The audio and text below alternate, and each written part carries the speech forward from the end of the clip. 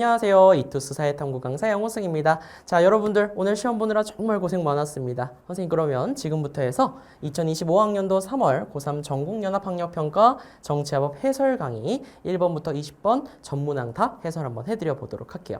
자, 수강하시기 전에 일단 여러분들 총평 선생님이 올려놨거든요. 총평 한번 보고 오시면 자, 내가 앞으로 요 시험을 기점으로 해서 어떻게 공부해 나가야 될까? 이런 학습 방향 이런 거 말씀드릴 거니까 그런 거 바탕으로 해서 공부해 두시면 또 여러분들 수능 때 정말 좋은 성적 얻으실 수 있을 거라고 확신합니다. 자, 그러면 1번부터 한번 바로 들어가 보도록 할게요. 정치를 바라보는 가불의 관점에 대한 설명으로 옳은 것은 이라고 나오고 있습니다. 갑은 보니까 모든 사회 집단에서 정치라고 하는 거 할 수가 있어 라고 얘기를 하고 있어요. 그럼 무엇이다 라는 걸 알 수가 있죠? 넓은 의미다 라고 하는 걸 알 수가 있고요. 을 같은 경우에는요. 무엇? 국가 고유의 활동만 정치야 라고 얘기를 하고 있어. 그러니까 이건 바로 무엇이다? 좁은 의미다 라고 하는 걸 알 수가 있죠. 여러분들이 호시탐탐 기본 개념 정말 1강만 들어보더라도 요거는 가볍게 푸실 수가 있으실 거예요. 정말 어렵게 출제되지 않는 부분이고 요거는 꼭 맞추고 들어가야 되는 거야. 그리고 선생님이 여기 들어갈 때마다 얘기했던 거. 자, 뭐라고 얘기하냐면 그치 사례 이렇게 한 두세 가지 정도 나오고 꼭 나오는 문구 국가 형성 이전의 정치 현상을 설명하는데 적합한 거 뭐라고 얘기했었니? 요거 같은 경우에는 넓은 의미다 라고 선생님이 얘기했었잖아. 그치? 요런 거 우가 하는 거 뭐 이러면서 선생님이 얘기했던 거 기억나시죠? 좋아요.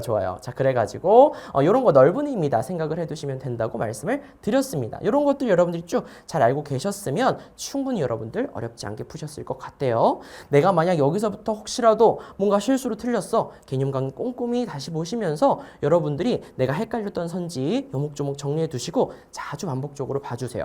자주 봐서 여러분들 체화시켜서 여러분들이 막 달달 외우기보다 자꾸 봐주면서 이건 이런 거지 이렇게 해서 좀 자연스럽게 정답을 체크하실 수 있게끔 계속해서 꾸준히 조금씩 봐주시는 게 중요합니다. 정치화법은. 안 그러면 휘발돼 버리니까.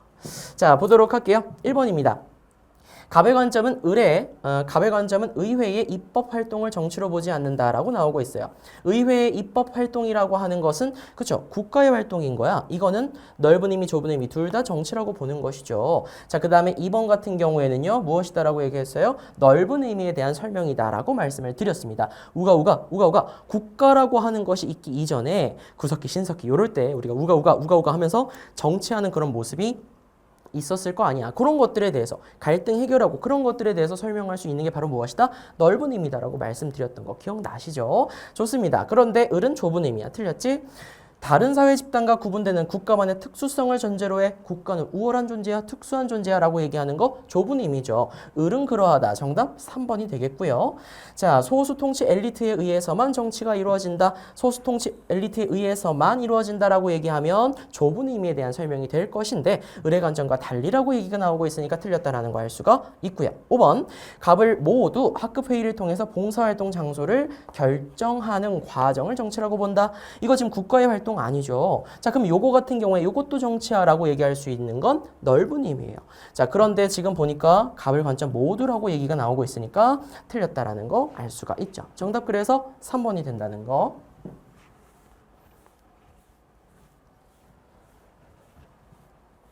자, 그럼 2번 한번 보겠습니다. 다음 과제를 옳게 수행한 학생은 이라고 나오고 있어요. 자, 요거 같은 경우에 선생님이 사실 요 해설 강의 들어가기 전에 어떤 친구가 연락이 왔어. 재수한 친구인데 선생님의 호연지기 문제 옛날에 풀었던 거랑 굉장히 비슷한 것들도 많아가지고 좀 신기했다는 거야. 선생님이 호연지기에서 이렇게 구분할 수 있고 없고 이런 것들도 굉장히 많이 연습시키고는 했었어요. 그런 여러 가지 유형들이 요번에 좀 많이 나왔어. 그래서 여러분들도 앞으로 선생님이랑 내가 이런 유형들이 좀 취약한 것 같아. 무슨 유형인지 모르겠어. 혹시 이런 것 때문에 시간을 잡아먹었어. 그러면 선생님의 나중에 이제 커리에 이렇게 하반기 커리 중에 어떤 게 있냐면 호언장담. 그 다음에 이건 이제 유형별로 선생님이 정리를 해드리는 거거든요. 이런 문제 나올 땐 이렇게 풀어. 이런 것들. 자, 그리고 또 호연직 이런 걸로 여러 가지 연습 문제들 선생님이 직접 제작한 그런 문제들로 구성을 해두니까 그런 걸로 연습하시면 돼요. 너무 걱정하지 않으셔도 되고 지금 이렇게 해서 원리를 가볍게 한번 이해해보세요. 이럴 땐 이렇게 푸는 거야. 이런 것들을 여러분들이 여기서 알아가시면 되는 거지. 됐죠? 자, 그래서 그렇게 준비하시면 됩니다. 특히나 이번 시험 같은 경우에는 선생님이 총평에서도 말씀드렸다시피 이렇게 좀 쉬운 문제잖아, 사실은. 이 기본권 유형과 관련되어 있는 문제는. 이런 쉬운 문제들에 대해서 어떻게 이런 식으로 구분할 수 있고 없고 하면서 시간 조금 더 잡아먹는 그런 문제들로 출제가 됐어요. 그러니까 여러 가지 유형들을 좀 연습하는 게 이번에 좀 필요하다라는 거 잘 알고 가시면 되겠습니다. A, B는 국가의 존재를 전제로 인정되는 권리인가? 라고 나오고 있어요. 국가의 존재를 전제로 인정되는 권리면 사회권과 청구권이 그러하다라고 얘기할 수 있겠죠. A와 B가 얘네 둘일 경우에는 구분할 수가 없는 상태가 되는 거지. 자, 그래서 A와 B는 사회권 아니면 청구권이 각각 들어가겠구나 라고 하는 건 알 수가 있어요. 그치? 그리고 여기서 하나 더 알 수 있는 거, C는 무엇이다? 그렇지, 평등권이다라는 걸 알 수가 있어. 여러분들이 이렇게 잡아내시면 되는 거예요. 되셨죠? 자, 그 다음에 B와 C는 다른 기본권 보장을 위한 수단적 권리인가? 라고 얘기가 나오고 있어요. 수단적 권리라고 하는 것은 바로 뭐예요? 청구권에 대한 설명인 거야. 그러면 지금 여기에서 봤을 때 구분할 수 있다라고 하잖아. 하나는 청구권이고 하나는 다른 거여야 돼. 그치? C는 지금 뭐예요? 평등권이야. 그럼 B는 뭐가 돼야 돼? 그렇지. 청구권이 돼야 된다는 걸 알 수가 있는 것이지. 자, 그럼 B 같은 경우에는 바로 무엇이야? 청구권이 되는 것이고 A 같은 경우에는 무엇이 되는 거죠? 사회권이 된다라는 거 알 수가 있다라는 거죠. 자, 교육을 받을 권리는 A에 포함된다. 자, 여기 부분 풀 때는 어떻게 풀면 된다? 진술이 맞으면 O, X 하면 되는 거잖아. 여기 옆에다가 뭐 이렇게 호승이 넣어놔. 자, 그러고 난 다음에 똑같이 쓴 친구 찾아내면 되는 거 아니야? 교육을 받을 권리, 최소한의 인간다운 생활 할 수 있게끔 하기 위해서 우리 초등교육과 법률이 정황교육, 중학교까지는 나와줘야 되고 하는 거잖아. 사회권과 관련되어 있는 것이죠. A는 바로 뭐예요? 사회권. 그러니까 요거 잘 체크해 준 거 맞네, 동그라미. 자, 그 다음에 청원권은 B에 포함된다라고 나오고 있습니다. 청원권, 청구권 생각해 주면 되는 거죠. 자, 그런데 B 지금 보니까 뭐야? 청구권이야. 요것도 잘 된 거지? 오케이, 동그라미 해주면 돼. C는 국가의 일정한 급부를 요구할 수 있는 적극적 권리다. 급부를 요구할 수 있는 적극적 권리라고 얘기하면 무엇이다? 사회권이다라고 얘기할 수 있는 것인데 여기 보니까 지금 뭐예요? 평등권이다라고 얘기가 나오고 있습니다. 그러니까 어때? 틀렸다라는 거 알 수가 있는 것이죠. 그 다음에 자본주의 문제점을 해결하는 과정에서 등장한 현대적 권리라고 하면 무엇? 사회권에 대한 설명이다. 그런데 B는 이러하고 A씨와 달리 이러하다라고 얘기가 나오고 있어요. 이건 지금 사회권에 대한 설명이라고. 그러니까 어때? 틀렸다라는 거 알 수가 있죠. A, B와 달리 C는 다른 모든 기본권 보장의 전제가 되는 권리다. 다른 모든 기본권 보장의 전제 조건이다 라고 얘기하는 거면 뭐에 대한 설명인 거예요? 평등권에 대한 설명인 거거든. 그러니까 이거 어때요? 맞는 말이 된다라는 거 알 수가 있죠. 그럼 OOXXO인 거니까 정답은 어떻게 돼? 갑이 잘 골랐네. 이렇게 체크해 두시면 되겠습니다.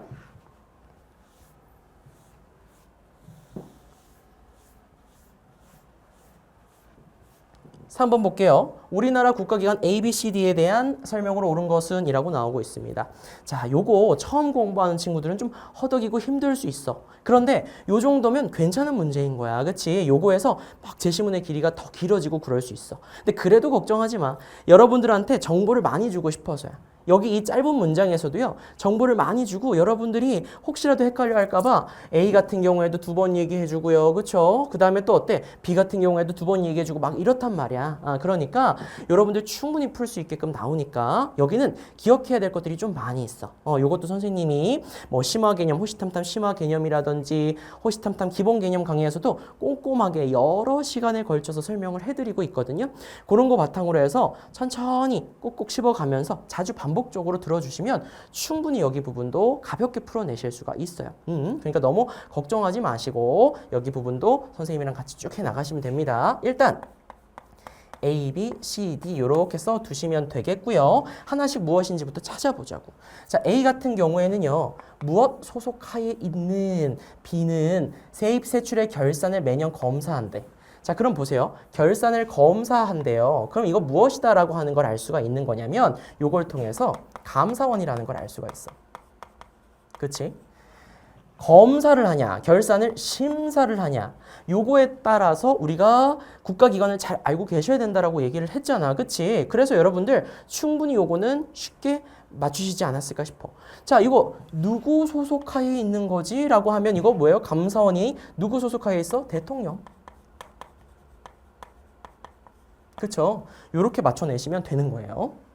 그 결과를 A와 C에다가 보고를 한대. 그럼 C는 여기에서 봤을 때 무엇이다라는 걸 알 수가 있냐면 여기까지 어느 정도 공부가 된 친구들이면 국회라고 하는 거 잡아낼 수가 있어. 근데 여기서 모른다 하더라도 또 쭉 보면 알 수가 있어요. C는 B로부터 보고받은, 감사원으로부터 보고받은 세입세출의 결산을 심사한다. 누가 심사를 한다고? C가 심사를 한대. 국회가 심사를 하는 거지.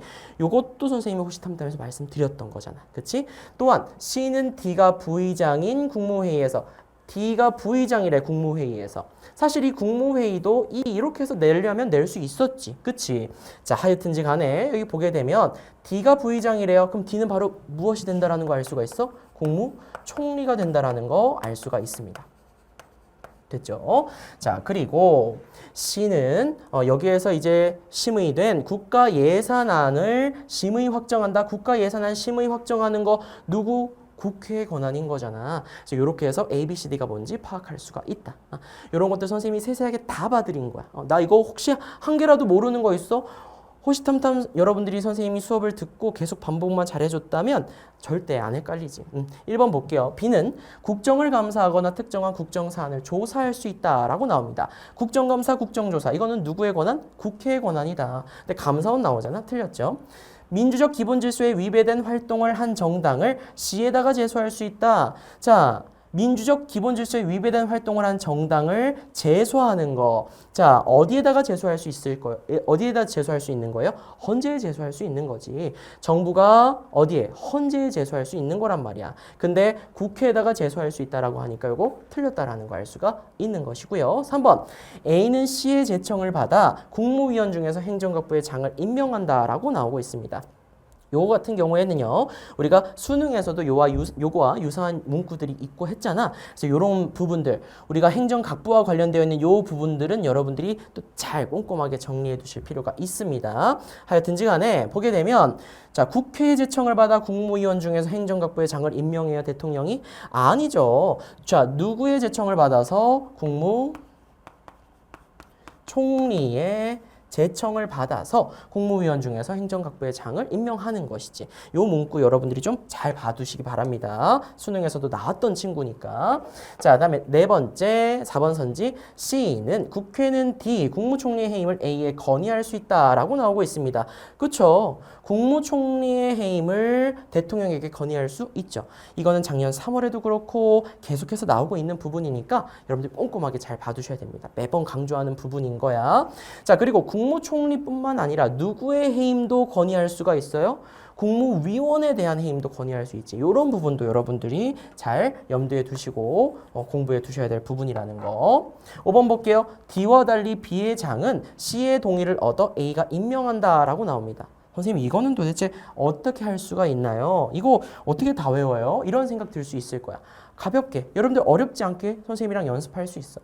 이건 선생님이 3월 합평이니까 선생님이 알려줄게요. 자, 다른 합평에서도 얘기할 것 같긴 해. 자, 이때까지 했으니까. 자, 그래도 이거 좀 잘 봐도 국회의 동의를 얻어 대통령이 임명하는 거. 이거 바로 무엇이다라는 거 알 수가 있는 거냐면 이렇게만 기억하면 된다 이겠어. 2대째 내려오는 감제구. 요것만 기억하면 돼. 이게 정말 많이 나옵니다. 이 국회 동의를 얻어 대통령이 임명하는 고위공무원 누구 있는데 요거 묻는 거랑 탄핵 소추의 대상 아니면 탄핵 심판의 대상 요거에 대해서 분명 물어보거든요. 그렇기 때문에 요거는 반드시 알아야 돼. 요런 암기 꿀팁. 여기에서는 선생님이 국회 동의를 얻어 대통령 임명하는 게 누군지 알려줄게. 요렇게만 기억하시면 돼. 어떻게?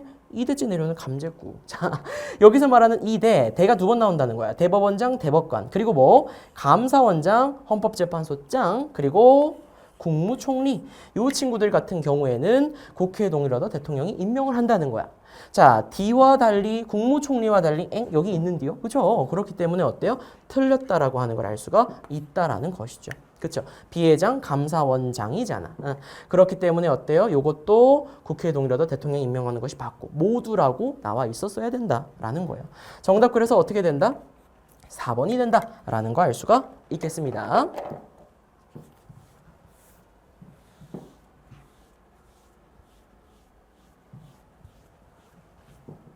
4번 보도록 할게요. 다음 글에 나타난 국제관계를 바라보는 관점에 부합하는 진술만을 보기 위해서 고른 것은 이라고 나옵니다.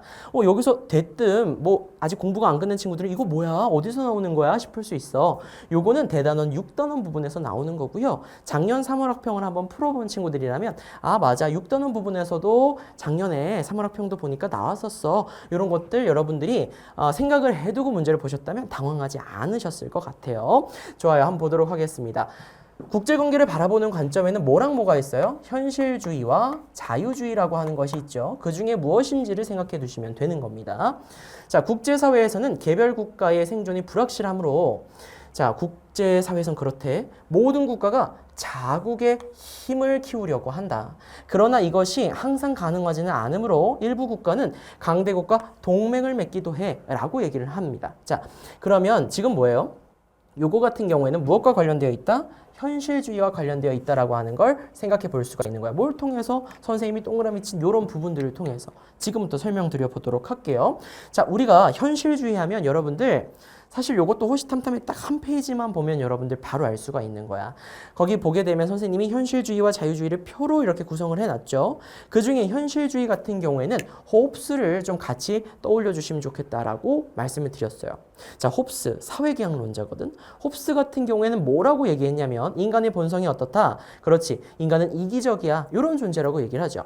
그런 인간들이 만든 것이 바로 뭐예요? 국가죠. 그런 인간들이 만든 국가도 어떠겠어요? 이기적이에요. 자국의 이익만을 생각할 거라고, 배타적으로, 최우선적으로라고 생각하시면 되겠습니다. 자, 그래서 나만 생각한다는 거예요. 그러면서 어떻게 나만 생각하다 보니까 어떻게 할 수가 있어? 내가 무슨 문제가 생기면 안 되잖아. 그래서 나의 힘을 최대한 키우는 게 좀 필요해 라고 이제 얘기를 하는 것을 여러분들 좀 잘 떠올리신다면 문제가 쉽게 풀리셨을 거예요. 좋습니다. 좋습니다. 자, 그래서 나의 힘을 키우는 게 제일 중요한 것이고, 자, 그 다음에 또 어떻게 하면 돼? 동맹 같은 거 맺는 것도 하나의 방법이 될 수 있어 라고 얘기를 합니다. 동맹이라고 하는 거, 여기서 말하는 동맹은 낮의 동맹 같은 거 있죠. 나를 보호하기 위해서 맺는 그런 동맹을 생각해 주시면 되는 거예요. 뭐 국제기구, 국제법과 같이 자유주의에서 얘기하는 그런 부분이 아닌 거야. 좋아요. 그럼 보기 한번 보도록 하겠습니다. 기억. 국제사회는 만인에 대한 만인의 투쟁 상태와 같다. 자, 이거 바로 뭐예요? 만인에 대한 만인의 투쟁 상태. 홉스가 자연 상태 얘기할 때 그랬던 거잖아. 그치? 홉스의 입장과 관련된 건 현실주의. 그렇기 때문에 이거 어때요? 맞는 문구가 된다. 맞는 선지가 된다라는 거 알 수가 있고요. 집단안보 체제를 통해 국제 평화를 달성할 수 있다. 집단안보 체제 이런 것들은 여러분들이 기억해 둬야 되겠지. 자, 그럼 집단안보체제라고 하는 것은 바로 무엇이다? 우리가 국제기구, 국제법 이런 것들을 통해서 우리가 이루어져 나가면 충분히 우리 사회는 어떻게 협력적으로 조화를 이루면서 살아갈 수가 있어. 이거 바로 누구의 입장? 자유주의의 입장이다라고 하는 걸 알 수가 있는 겁니다. 그렇죠? 자, 그 다음에 디귿, 국가 안보를 위해서는 세력 균형 전략이 효과적이다. 세력 균형 전략 이런 것들도 알고 있어야지. 우리가 평화를 실현하기 위한 방안, 평화 보장 방안에 이런 것들이 있는 거죠. 세력 균형 전략은 누가 얘기하는 거야?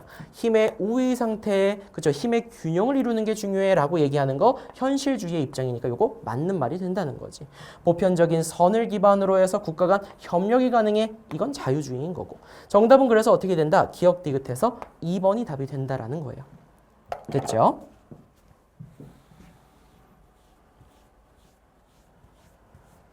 (5번) 보도록 하겠습니다. 다음 자료에 대한 분석으로 옳은 것은 이라고 나오고 있어요. 자, 여기 보게 되면 A, B, C당 나오고 있고 T 대 T 플러스 1 대 T 플러스 2 대 이렇게 나오잖아. 작년 수능을 엄청 쉽게 만든 거 같기도 하죠. 요런 거 처음 보면 놀랄 수도 있고 그래. 자, 일단 지금은 정부 형태는 개념적인 거 잘 알아두기. 지금 해야 될 건. 지금까지 어떤 기조를 봤을 때는요, 육모랑 구모에서는요, 정부 형태는 자, 요 개념적인 거, 요 특징적인 거 잘 알고 있니? 요거 위주로 좀 물어봅니다. 우리 평가원 문제를 봤을 때. 그리고 수능에서는 어떠냐면 요거를 바탕으로 해서 이런 표를 분석해 보면서 자, 요런 사례에 접목시켜 가면서 잘 알고 있니? 그렇게 해서 또 물어본단 말이야. 그러니까 지금 일단 필요한 건 바로 무엇이다? 그치, 이 개념적인 내용 잘 알아두기. 호시탐탐 양면에다가 선생님이 싹 다 정리해놔서 딱 2페이지만 공부하면 끝나. 그래서 그거 위주로 해서 일단 잘 봐두시고 그 다음에 이런 유형들 여러 가지 유형이 있어. 정부 형태가 한 번 바뀌었니? 어쨌니? 저쨌니? 이런 것들 선생님이 다 유형별로 정리해 두는 게 호언장담 강의예요. 하반기 커리큘럼입니다. 육모랑 구모의 내용들을 선생님이 싹 다 모아서 이런 거 충분히 출제될 수 있어. 이런 것들 모아가지고 압축적으로 정리해드리는 심화 강의인 거니까 그런 것들 여러분들이 봐두시면 수능 전에 정말 탁월한 성적 받으시는데 도움 되실 거예요. 선생님 만점자 인터뷰에서도 선생님 얘기해줬던 그 학생이 이제 얘기해줬던 게 호언장담 커리야. 이런 거 정말 어렵지 않게 풀었다라고 얘기를 했거든. 그래서 혹시라도 이런 부분이 아직까지 좀 어렵게 느껴진다거나 하는 친구들은 요거 선생님이랑 같이 호언장담 커리까지 쭉 가면 너무 좋죠. 좋습니다. 자, 다음 자료에 대한 분석으로 옳은 것은 자, 전형적인 정부 형태 얘기가 나오고 있습니다. 전형적인 정부 형태라고 얘기를 하는 거면 대통령제 아니면 의원 내각제겠구나 라고 생각하시면 돼요. 각국은 T대와 T+1대의 정부 형태가 다르고라고 나옵니다. 다르대. 다르다라고 하니까 선생님 여기에다가 빨간색 찍 한번 그어볼게. 여러분들은 시험장에서는 굳이 이럴 필요 없어요. 여러분들 한눈에 보여주기 위해서 긋는 것 뿐이야. 자, 그 다음에 T+1대와 T+2대의 정부 형태는 같대. 여긴 같으니까 굳이 안 그려볼게. 각국의 의회의 총 의석수는 100석이라고 나와 있습니다. 아, 100석이구나. 자, 그 다음에 T대의 행정부 수반은 비당 소속이다 라고 나오고 있습니다. 행정부 수반이 비당 소속이다 라고 나오고 있어요. T대. 여기 행정부 수반이라고 써놓고 갈게요. 우리 친구들 한눈에 잘 보일 수 있게끔 이런 거 써놓고 가야지. 동그라미만 쳐놓으면 돼. 실제 시험에서는. 자, 표는 각국의 T부터 T+2대까지의 의회의 정당별 의석수를 나타낸 것이래요. 이런 의석수 자료일 때 여기선 무엇을 보셔야 되는 거냐면 포커스. 뭘 봐야 된다? 과반. 과반이라고 하는 의석을 가진 정당이 어디인가를 체크해 두시는 게 조금 필요합니다. 선생님 그럼 가볍게 한번 체크해 볼게. 자, 지금 보니까 과반. 지금 전체 몇 석이라고요? 총 의석수 T대에도 100, 100, 100 다 이런 거잖아. 100석의 과반이라고 하면은 얼마라는 걸 알 수가 있어요. 여기서 자신 있게 50이요 라고 얘기하면 어때? 안 되는 거지. 그치? 50 아니야. 그럼 뭐야? 51부터 우리가 과반이다 라고 얘기할 수 있는 것이 되겠죠. 그래서 요거 여러분들이 잘 알고 계셔야 됩니다. 요 개념을 아시면 여러분들 아마 안 틀렸을 거야. 자, 보도록 할게요. 자, T대 같은 경우에는 지금 보니까 어때? 여긴 지금 과반을 넘는 정당이 있네? 그치? 그 다음 여기도 이제 과반 넘는 정당이 있어. 어찌됐든 간에. 자, 과반을 넘는 정당이 있는데요. 그런데 행정부 수반이 여기서 나왔대. 이거는 의원 내각제면 이럴 수가 없는 거야. 의원 내각제는 우리가 어떻다라는 걸 알 수가 있냐면요. 의회 다수당의 대표가 과반을 넘는 정당이 있으면 그 정당에서 총리를 이렇게 선출하고 그 정당의 사람으로 총리가 나오게 되고 그렇게 해서 내각이 구성이 되는 거거든. 그러니까 행정부 수반이 다시 말하자면 A당 소속일 거라는 거예요. 그렇죠. 의원 내각제라면. 근데 지금 이런 경우가 나타났으니 이거는 대통령제일 수밖에 없다는 거야. 알겠어? 대통령제구나. 그러면 정부 형태 바뀌었다며. 그럼 이 밑에는 뭐야? 의원 내각제겠네. 안 바뀌었다며. 똑같이 의원 내각제겠네. 생각해 두시면 되는 거예요. 그리고 여기서 하나 더 알 수 있는 사실 요거까지 한번 생각을 해보자.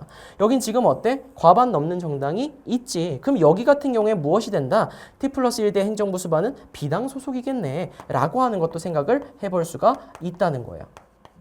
행정부 수반은 요렇겠네 라고 하는 거. 여기까지 일단 알 수가 있는 것이다 라고 하는 거예요.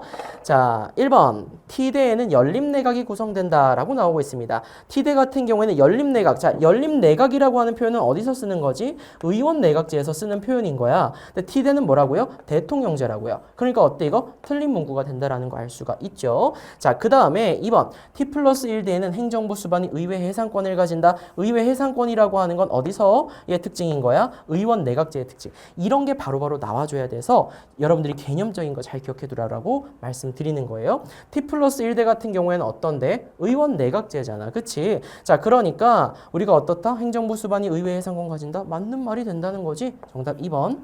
T+2대 의원 내각제죠? 행정부 수반과 국가 원수가 동일인이다. 요거는 대통령제에 대한 설명인 거니까 틀렸네요. T 플러스 1대와 달리 T대 의회 의원은 강요를 겸직할 수 있다. 의회 의원이 강요를 겸직할 수 있는 것은 어디에 대한 설명인 거예요? 의원 내각제에 대한 설명인 거거든. 그렇기 때문에 요거 어때요? 틀렸다라고 하는 거 알 수가 있습니다. 5번 T 플러스 1대와 달리 T 플러스 2대에서는 여소야대 현상이 나타난다라고 나오고 있습니다. 여소야대 현상이라고 하는 것은 우리가 어디에서나 나타날 수 있는 거예요? 대통령제에서나 나타날 수 있는 거야. 그렇기 때문에 얘 같은 경우에 어떻다? T 플러스 1대와 달리 T 플러스 2대가 어쩌고다? 틀린 말이 될 수밖에 없다라는 것이죠. 정답 그래서 어떻게 된다? 2번이 된다라는 거 알 수가 있습니다.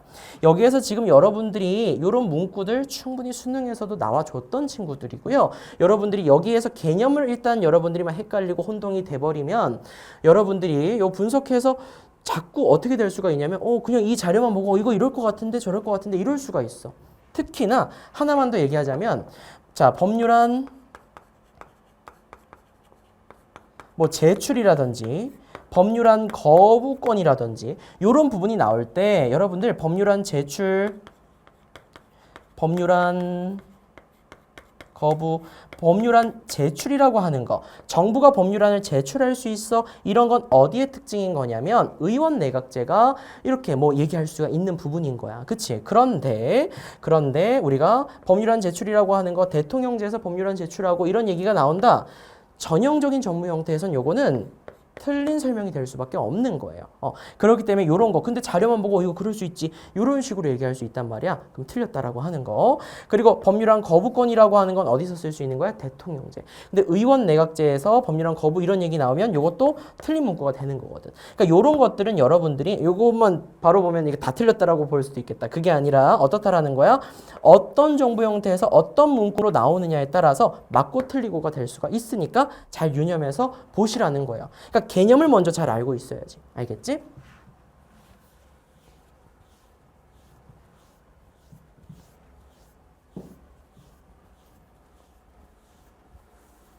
(6번) 보도록 하겠습니다. 밑줄 친 기역, 니은, 디귿, 리을, 미음에 대한 설명으로 옳은 것은 이라고 나오고 있어요. 청소년에게 불법 도박을 강요했다는 혐의로 수사를 받던 갑이 구속영장 실질 심사 후에 구속되었습니다. 라고 나옵니다. 자, 구속영장 실질 심사라고 하는 표현이 나오고 있어요. 이거 우리가 조금 더 쉽게 말해보자면 뭐라고 얘기할 수 있어요? 피의자 구속 전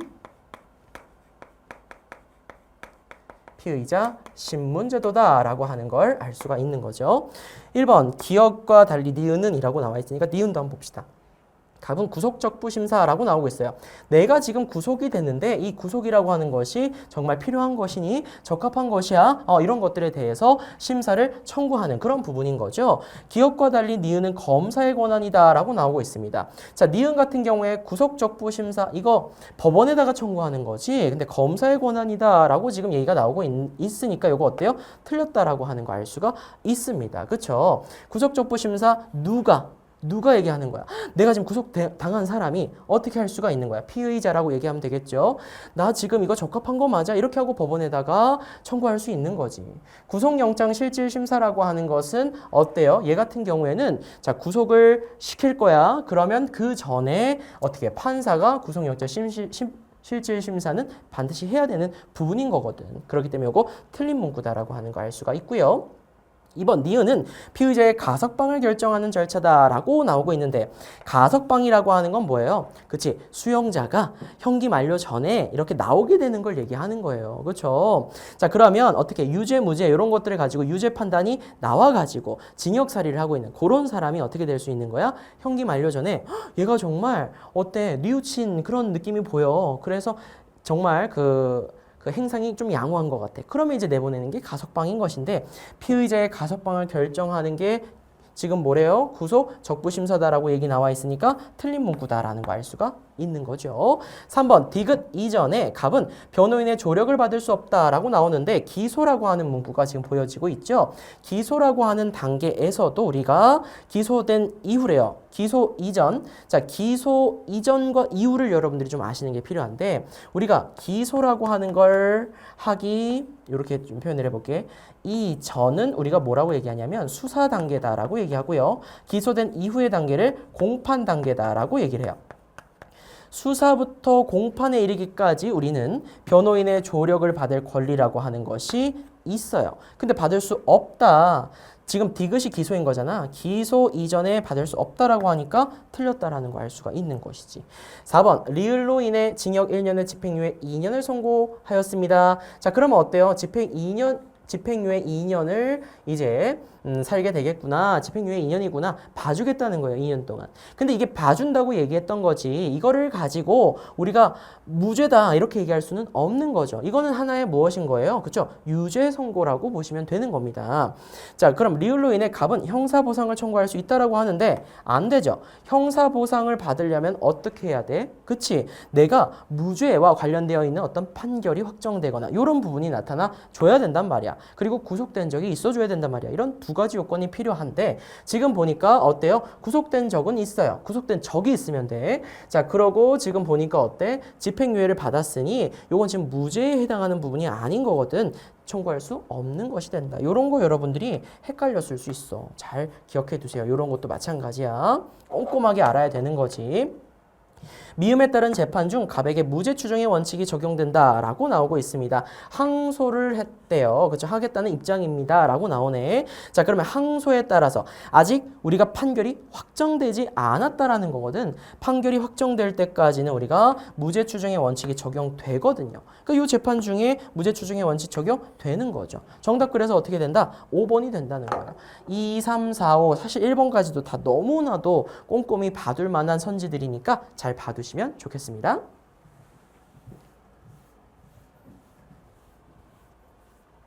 7번 보도록 할게요. 정치 참여 집단 ABC에 대한 설명으로 옳은 것은 이라고 나옵니다. 단 ABC는 정당, 이익집단, 시민단체 중 하나다라고 나오고 있죠. ABC가 무엇인지를 잘 알아두시면 되는 거지. A, B, C 여기다 이렇게 한번 써보도록 할게요.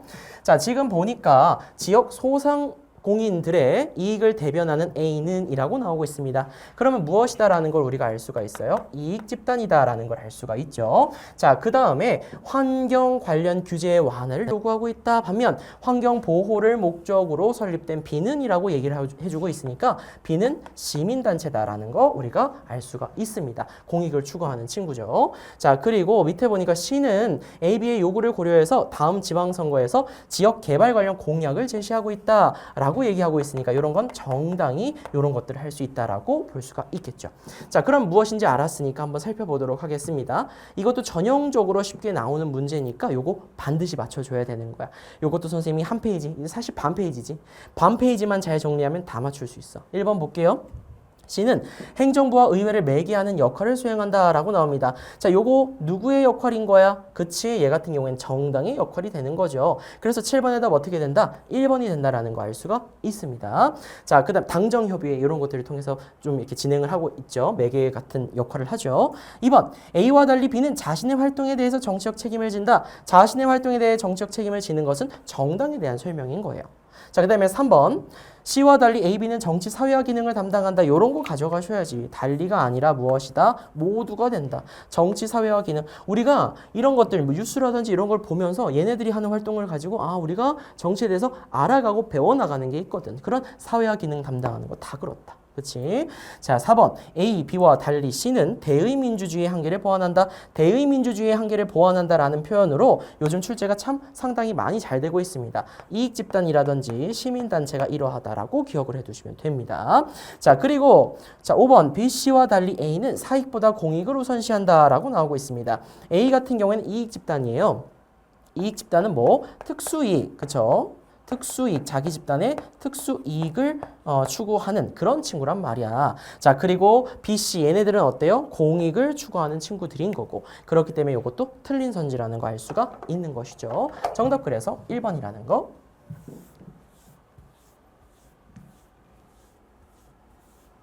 8번 보겠습니다. 다음 자료에 대한 분석으로 옳은 것은 이라고 나오고 있어요.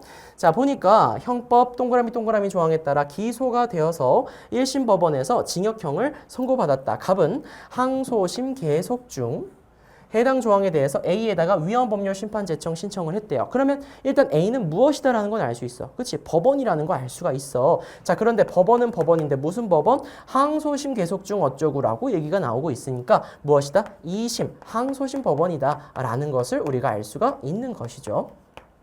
자, 위헌법률 심판 기각이라는 거 알 수가 있고요. 요거 신청을 했는데 자, A 이심법원이 이거를 기각하자. 기각 동그라미 칠게요. 기각하자. 갑은 해당 조항에 대해서 B에다가 헌법소원 심판, 국민이 직접 할 수 있는 것이다라고 얘기를 했죠. 자, 그러면 B는 바로 무엇이다라는 걸 알 수가 있어요. 그치, 헌재가 된다라는 걸 알 수가 있는 거예요. 그렇죠? 그럼 여기서 얘기하는 헌법소원은 무엇이다라는 걸 알 수가 있어요. 기각돼가지고 헌재에다가 할 수 있는 거 위헌심사형 헌법소원이구나 생각해 볼 수가 있다라는 것이지. B는 해당 조항이 헌법에 위반되지 않는다고 결정했다라고 나옵니다. 그럼 요거를 조금만 더 한번 분석해 보자고. 앞으로도 여러분들이 분석을 잘 하셔야 되는 거니까.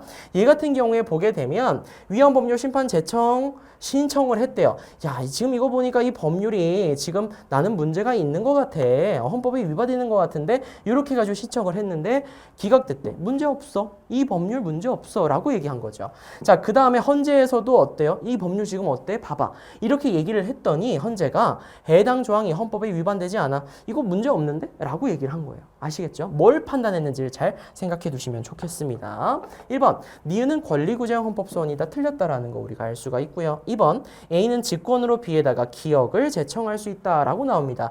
A 같은 경우에는 2심 법원이죠. 자, A, 2심 법원은 직권으로 B, 헌재에다가 위헌법률 심판을 제청할 수 있다. 문구 전혀 틀리는 거 없죠? 맞는 말이 된다라는 거 알 수가 있습니다. 직권으로도 할 수 있다라고 하는 것이지. 위헌법률 심판을 제청하는 것은. 요 제청이라는 이런 문구들도 잘 봐두세요. 제청, 신청 이런 문구들. 자, 그리고 3번 B의 결정으로 갑에 대한 1심 법원의 선고가 확정되었다라고 얘기가 나오고 있습니다. 지금 보게 되면 B의 결정으로 인해서 1심 법원의 선고가 확정되었느냐. 여기서 결정을 한 거는 무엇이다라는 걸 알 수가 있어요. 자, 요거 지금 헌법에 위반되지 않아. 요거에 대해서 결정을 내린 거야. 근데 요거 때문에 요거를 가지고 자, 요거 확정되었어 라고 얘기하는 것은 과한 얘기인 거죠. 이거는 1심 법원의 선고가 확정되는 것은 어떻게 되는 거예요? 더 이상 자, 지금 징역형 선고 받았고 항소심 계속 중에 요거를 했지. 그런데 무엇? 이 2심 법원에서 얘기하는 어떤 판결이라든지 이런 거에 있어서 어떤 거? 더 이상 뭐 이제 상고를 한다거나 하지 않았어. 그렇게 해가지고 그게 이제 확정이 됐을 때, 판결이 확정이 됐을 때, 그럴 때 있어서 선고가 확정된다라고 얘기를 해야지. 그런데 헌재의 결정으로 이게 확정됐다라고 얘기하는 것은 틀린 문구가 되겠죠. 4번 A, B 모두 갑이 유죄라고 판단했다. 얘네들은 지금 유죄라고 판단했다라고 얘기할 것이 아니라 뭐 지금 위헌법률 심판 제청 신청이라고 하는 걸 했는데 기각을 했다라는 점. 그리고 B 같은 경우에 특히나 어때요? 해당 조항이 헌법에 위반되지 않는다고 결정을 했다라는 점. 법률이 어떠한데? 이렇게 얘기를 한 거지. 유죄라고 판단한 부분은 아니다. 헌재 이런 거는. 그치? 그래서 요거 어때요? 틀렸다라는 거 알 수가 있는 것입니다. 그렇죠? 유죄, 무죄를 판단하는 건 어디에서? 형사 법원에서 하는 것이죠. 5번 A와 달리 B는 형법 동그라미 조항의 위헌 여부에 대한 판단이 서로 달랐다라고 얘기가 나오고 있습니다. 어때요? 얘도 문제 없어. 얘도 문제 없어. 라고 얘기한 거잖아. 그치? 그런데 달랐다? 틀렸다라는 거 알 수가 있죠. 정답 그래서 어떻게 된다? 2번이 된다. 이런 것들은 정말 여러분들 선생님이 호연지기 모의고사 이런 데에서 진짜 많이 긴 제시문을 더 길어질 거야. 이런 걸 많이 연습해드리니까 여러분들 진짜 걱정하지 마시고 정말 걱정하지 마시고 쭉 따라오시면 이거 처음에 막 틀리고 이거 어떡하지? 걱정 안 하셔도 돼요. 아시겠죠? 선생님이랑 같이 호연지기 이런 모의고사 같은 걸로 충분히 연습하시면 수능 때는 다 맞추실 거예요. 자, 9번 보겠습니다. 다음 자료에 대한 법적 판단으로 옳은 것은? 이라고 나옵니다. 자, 갑은 을과 고가의 자전거 매매 계약을 체결하면서 라고 나옵니다. 미성년자의 계약과 관련된 부분이에요. 여기 부분 굉장히 좀 여러분들이 꼼꼼하게 공부했어야만 쉽게 여러분들이 문제를 풀 수 있었던 것이고 선생님이 호시탐탐해서 여러 가지로 심화로 추가적으로 설명했던 그런 부분들을 잘 알고 있다면 여러분들 문제 맞아 이거였어 이러면서 재미있게 푸셨을 거고 아니면 막 헷갈리는 선지들이 있었을 거야. 그래서 그런 것들 여러분들 앞으로도 계약의 이해 부분 이런 거 잘 봐두셔야 되니까 이 문제 아주 좋으니까 잘 연습해 두시면 좋겠습니다. 갑이랑 을이 이렇게 있습니다. 을이 지금 미성년자다라고 보시면 돼요. 고가의 자전거 매매 계약을 체결하면서 다음날 돈을 받고 자전거를 인도하기로 했대요. 그런데 체결 직후 병이 갑에게 더 큰 금액으로 해당 자전거를 구입했다고 하자 갑은 계약 당일 저녁 을에게 계약을 철회하겠다고 통보를 했대요. 그렇죠? 지금 보니까 어때요? 갑이 철회를 통보했다. 이에 대해서 을의 부모 같은 경우에 을의 법정 대리인이 지금 을의 부모라고 얘기가 나오고 있네요. 자, 문의를 받은 변호사는 갑은 이라고 나오고 있습니다. 어떠한 갑은 철회권을 행사할 수 없습니다. 라고 하였다라고 나옵니다. 철회권을 행사할 수가 없다라고 얘기를 해주고 있어요. 이 철회권이라고 하는 걸 행사할 수가 없어? 그러면 갑이 무엇을 했다라고 하는 걸 알 수가 있어요. 계약, 체결, 당시에 어떠했다?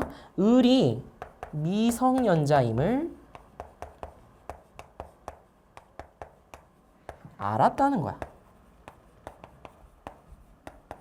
그쵸? 요거를 우리가 알 수 있는 거예요. 계약 체결 당시 미성년자임을 몰랐을 때 철회권이라고 하는 게 있는 거거든. 자, 그래서 요런 경우를 여러분들이 생각을 해두시면 된다는 거예요. 됐어요? 일단 요거 오케이. 요거 하나 봐두시고 자, 그 다음에 1번부터 한번 쭉 보도록 하겠습니다. 더 필요한 자료들이 있으면 더 추가적으로 설명드릴게요. 1번, 을이 미성년자이므로 갑과 을의 계약은 무효이다 라고 나오고 있습니다. 미성년자라고 해서 무효가 되나요? 일단 유효하지만 취소 가능한 것이죠. 2번, 을이 부모의 동의 없이 갑과 계약을 체결했다면 이라고 나오고 있습니다. 부모 동의 없이 계약을 체결했어. 을은 취소권을 행사할 수 없다라고 나오는데요. 자, 취소할 수 있는 거예요. 그렇죠? 자, 그 다음에 3번, 을이 부모의 동의서를 위조해서 제시하고 갑과 계약을 체결했다면 이라고 나오고 있습니다. 자, 여기에서 위조된 동의서를 가지고 했어. 그러면 이럴 때에는 우리가 무엇을 할 수가 있는 거냐면요. 을의 취소권이 배제가 되는 거예요. 그렇죠? 미성년자 측의 취소권 배제. 취소권이 배제가 되는 거예요. 이거 아주 중요한 선지예요. 그러면 취소권이 배제가 된다라는 것은 우리가 무엇이다라고 하는 걸 알 수가 있는 거냐면 이거는 확정적으로 유효한 법률 행위가 된다라고 하는 거예요. 그렇죠? 취소할 수가 없는 거니까. 자, 그런데 철회권이라고 하는 것은 무엇이냐면 미성년자와 거래한 그 상대방을 보호하기 위한 제도인 거거든요.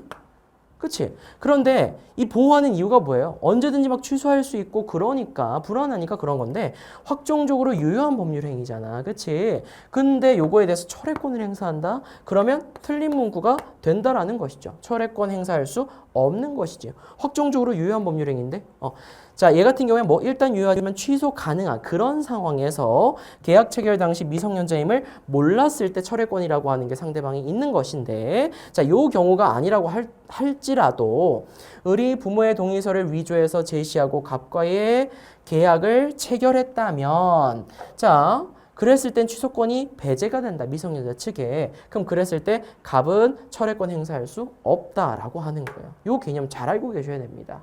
선생님이 요거 같은 경우에는 호언장담, 그 다음에 또 어디에서 사실 호시탐탐 개념부터 해서 여러 번 반복해서 강조해 드리는 부분이기 때문에 알고 계신다면 수업을 선생님이랑 들어봤다면 요것쯤은 신나게 좀 넘기시지 않았을까 싶어요. 4번 볼게요. 가에는 갑이 계약 당시 미성년자임을 알고 있었다면이 들어갈 수 있다. 그렇죠. 알고 있었다면. 요거를 여러분들이 제일 먼저 떠올려 줬어야지. 정답 4번이 되겠고요. 5번 가에는 갑이 계약을 철회하기 전에 을의 부모가 추인하였다면이 들어갈 수 없다라고 얘기가 나오고 있습니다. 철회하기 전에 을의 부모가 추인을 했대. 추인이라고 하는 거 오케이. 요거 그냥 따로 뭐 취소하거나 그러는 거 없이 네, 요거 그냥 제가 그냥 동의한 걸로 보고 요거 그냥 확정적으로 유효한 법률 행위로 만듭시다. 요렇게 생각하시면 돼요. 오케이. 만드는 거야. 알겠지? 자, 그러면 요렇게 했다면이 들어갈 수 있냐 없냐라고 얘기를 하는데 추인을 했대. 그러면 추인을 했으면 철회권 행사할 수 없죠. 확정적으로 유효한 법률 행위가 됐잖아. 그런데 들어갈 수 없다라고 하니까 어때요? 틀렸다라는 거 알 수가 있는 거죠. 있다 없다 이런 것도 잘 보셔야 돼. 알겠지? 정답 4번.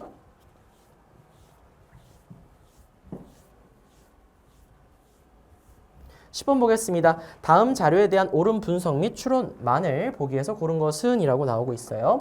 각국 의회는 지역구 의원 100명과 비례대표 의원 50명으로 구성이 된다. 그럼 의회는 총 몇 명으로 구성이 된다라는 걸 알 수가 있어요. 150명이구나 라고 하는 걸 여러분들이 꼭 까먹으시면 안 돼. 왜 선생님이 요 얘기를 하는 것이냐면 요 밑에 여러분들이 선지를 볼 때 있어서 총 의석률 이런 거를 그냥 의석률 보면서 풀어내실 수가 있거든. 그러니까 이런 것들을 여러분들이 구해야 된다라고 하는 거. 선생님 매번 얘기했죠. 선지를 통해서 먼저 내가 무엇을 구해야 되는지 파악을 하고 보시면 좋겠다.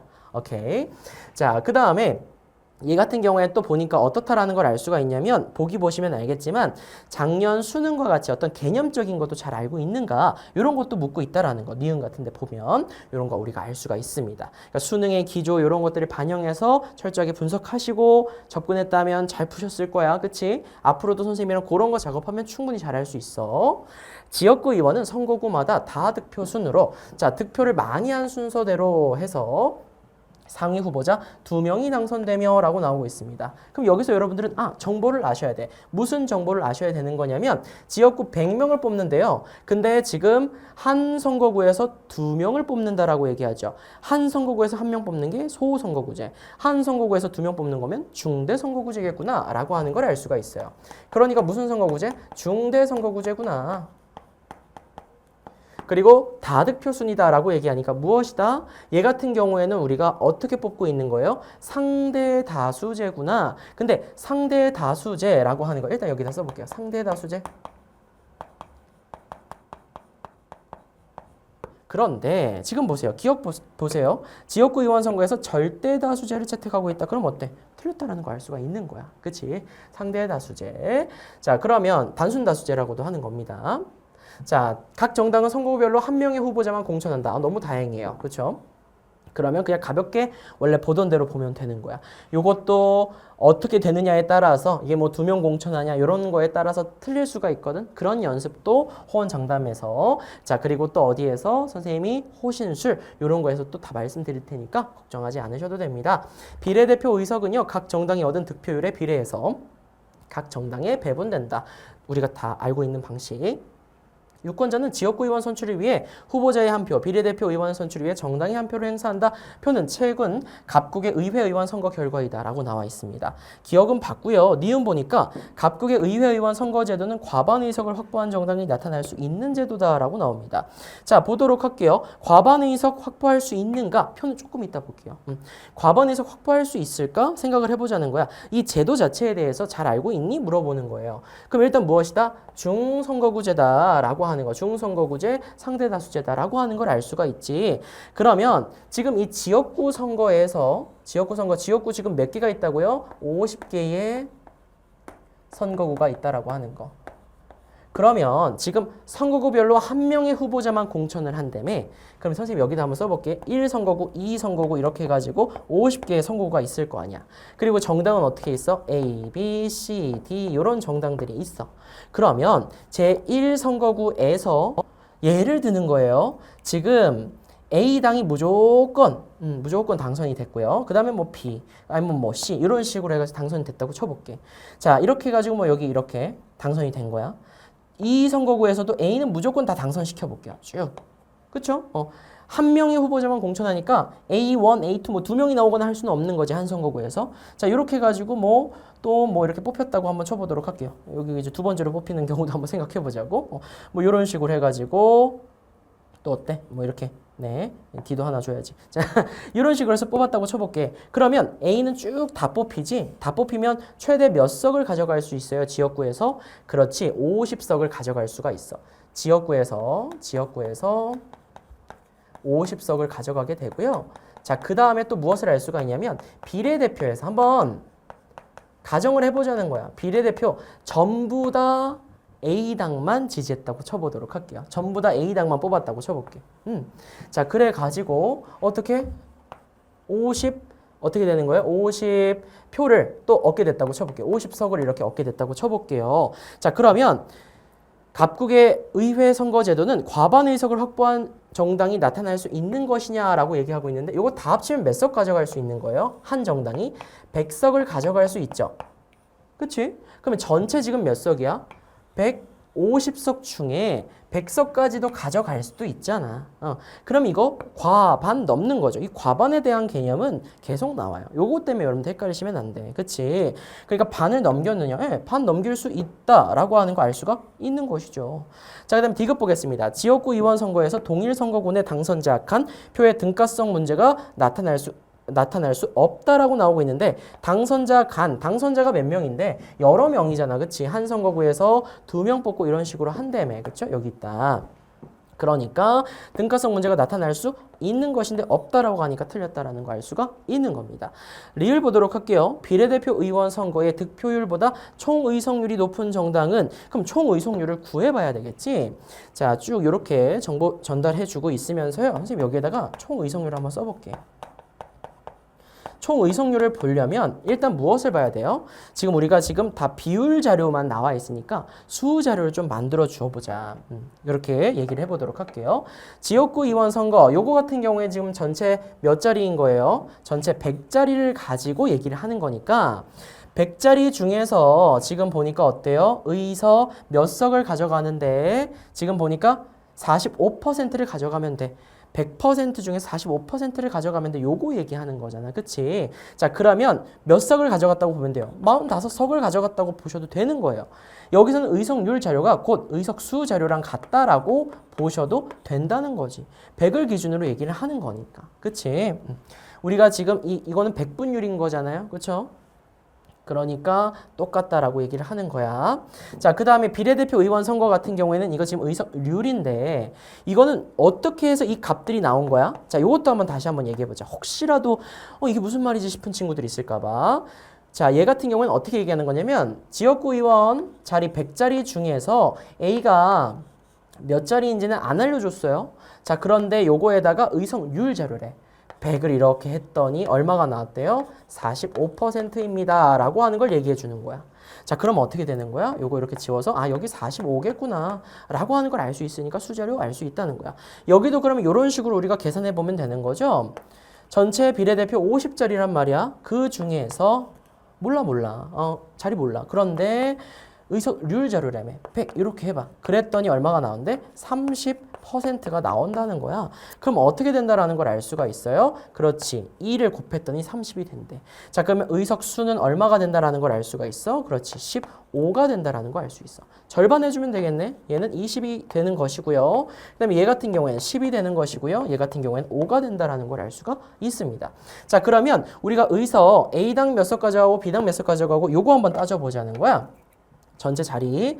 지금 보니까 A당 같은 경우에는 45자리에다가 15자리를 가져가니까 몇 자리를 가져간다고 보시면 돼요? 그치? 60자리를 가져간다고 보면 돼. B당 같은 경우에는 몇 자리 가져가? 지금 보니까 30자리에다가 20자리 가져가니까 얼마? 50자리 챙겨간다. C당 같은 경우에는 어때요? 10자리에다가 10자리인 거니까 20자리 챙겨간다. D당은 어때요? 15자리에다가 5자리니까 20자리구나 라는 거 알 수가 있다라는 것이죠. 자, 그럼 그랬을 때 요 수 자료를 바탕으로 해서 의석률을 한번 구해보자는 거야. 의석률 선생님이 빨간 색깔 총 의석률을 한번 구해보도록 할게요. 전체 150석 중에서 150분의 60 곱하기 얼마를 해주면 되는 거야? 100 이렇게 해서 여러분들이 계산을 해주면 되는 거야. 그럼 얼마가 나온다라는 걸 알 수가 있어요? 40이 나온다라는 거 알 수가 있고요. 자, 그 다음에 우리가 또 총 의석률 또 한번 구해보자면 여기는 B당은 50석이라고 얘기했어요. 그럼 150석 중에서 50석 곱하기 100을 해주면 되죠. 그럼 얼마? 3분의 1 곱하기 100이 되는 거니까 얼마가 된다? 33.3333 이렇게 된다라는 거. 그 다음에 C당, D당은 각각 얼마? 150분의 20 총의석이니까 150분의 20 곱하기 100 이렇게 해서 구하면 되는 거니까 어떻게 돼요? 13.33333 여기도 13.33333이 된다라는 걸 알 수가 있는 거예요. 되셨죠? 자, 그럼 그랬을 때 우린 무엇을 보면 돼요?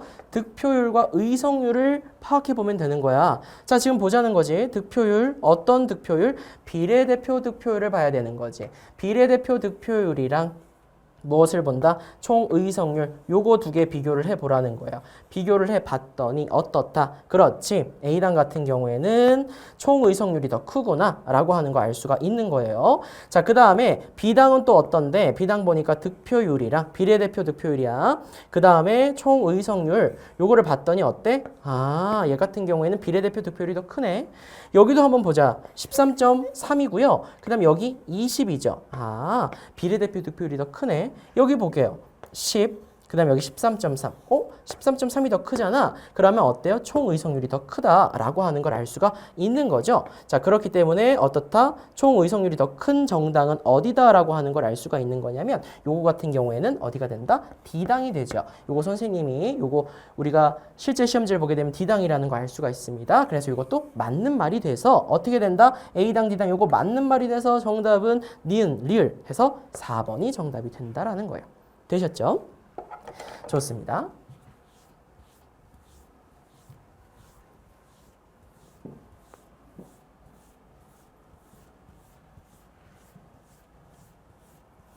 (11번) 보도록 할게요. 지방자치단체 기관 A, B에 대한 설명으로 옳은 것은 이라고 나오고 있습니다. 단 A, B는요. 지방의회, 지방자치단체장 중에 하나임 이라고 나오고 있어요. 이 지방자치단체 부분 같은 경우에는 이렇게 의회와 장을 잘 알고 있니?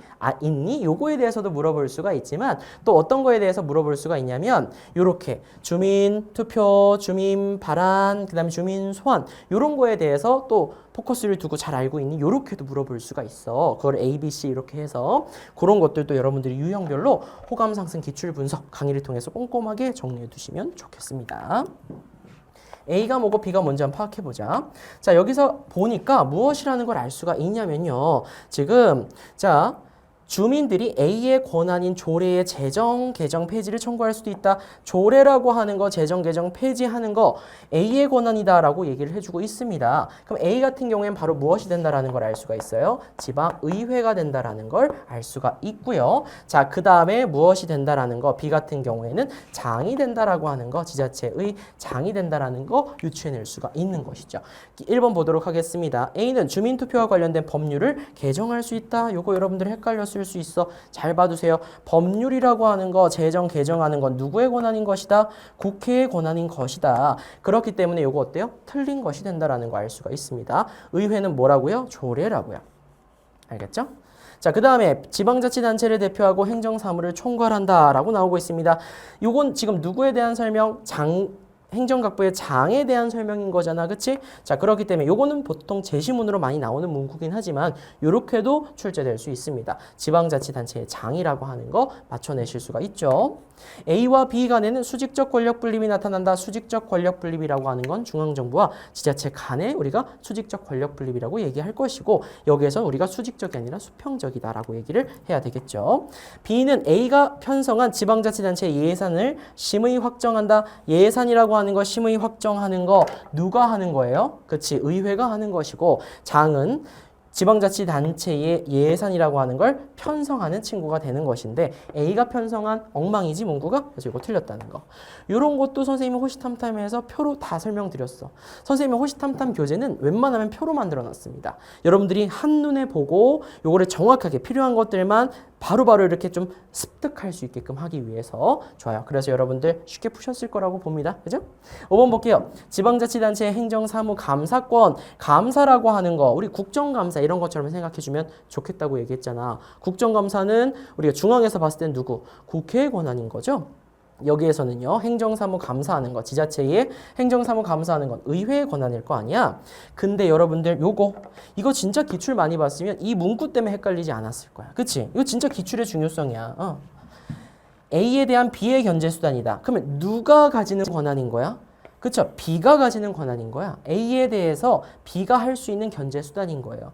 자, 그러니까 B의 견제 수단인가 하고 보면 감사권은 누구의 권한? 그치? 의회의 권한인 것인데 B는 뭐예요? 행정이란다. 지방자치단체의 장이 되는 거잖아. 그치? 그렇기 때문에 지방자치단체의 장의 견제수단이 아니죠. 의회의 수단인 거니까. 그렇기 때문에 요거 틀린 문구가 된다라는 거 알 수가 있다라는 것이죠. 요거 여러분들이 어렵지 않게 풀어냈을 수도 있고 헷갈렸을 수도 있어. 이런 것들 주의해서 내가 이런 거 헷갈리는가 헷갈리지 않게끔 네모 박스 치면서 그러면서 좀 연습해 두시면 좋겠습니다. 자, 12번 보도록 하겠습니다. 법치주의 유형 A, B에 대한 설명으로 옳은 것은? 이라고 나오고 있어요. 요거 같은 경우에는 선생님이 이제 재수한 우리 친구들 중에서 선생님한테 이제 연락이 온 거야. 학평 끝나고 나서 요거 봤더니 선생님 호연지기에서 봤던 그런 유형들이 되게 많아요. 특히 이거요. 이런 얘기 하더라고. 여러분들 요거 처음에는 이게 뭐야 싶을 수 있지만 선생님이랑 점점 연습하면서 이런 거 이렇게 풀면 되지 바로바로 아실 수 있을 겁니다. 보도록 할게요.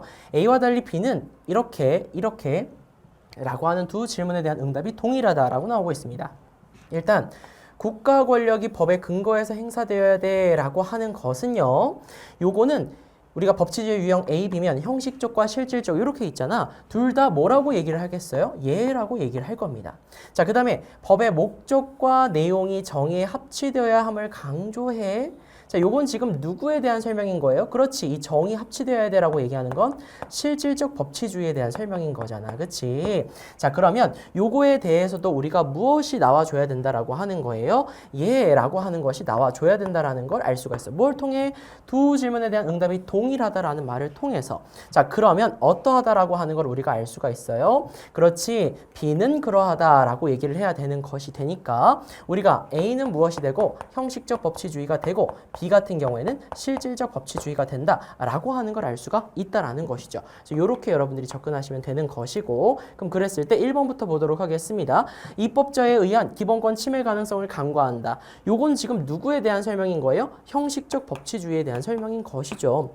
방구법 얘기해주고 그랬잖아. 우리 집에 막 방구법 있고 이런데 선생님 같은 경우에 방구를 끼면은 10,000원 이런 거.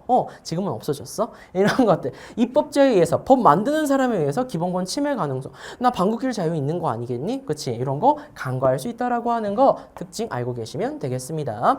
2번 보도록 할게요. B는 합법적 독재를 옹호하는 근거로 악용될 수 있다. 이거는 형식적 법치주의에 대한 설명인 것이죠. A와 달리 B는 법 제정의 절차적 합법성을 중시한다. 달리가 아니라 둘 다 우리가 절차의 합법성이라고 하는 것은 둘 다 강조하는 부분, 중시하는 부분인 겁니다. 그런데 실질적 법치주의라고 하는 경우에는 무엇까지도 내용이 정당한지까지도 본다라고 하는 것이죠. 4번 B와 달리 A는 국민의 자유와 권리 보장을 목적으로 한다. 국민의 자유와 권리 보장을 목적으로 하는 것 둘 다 그러한 것이죠.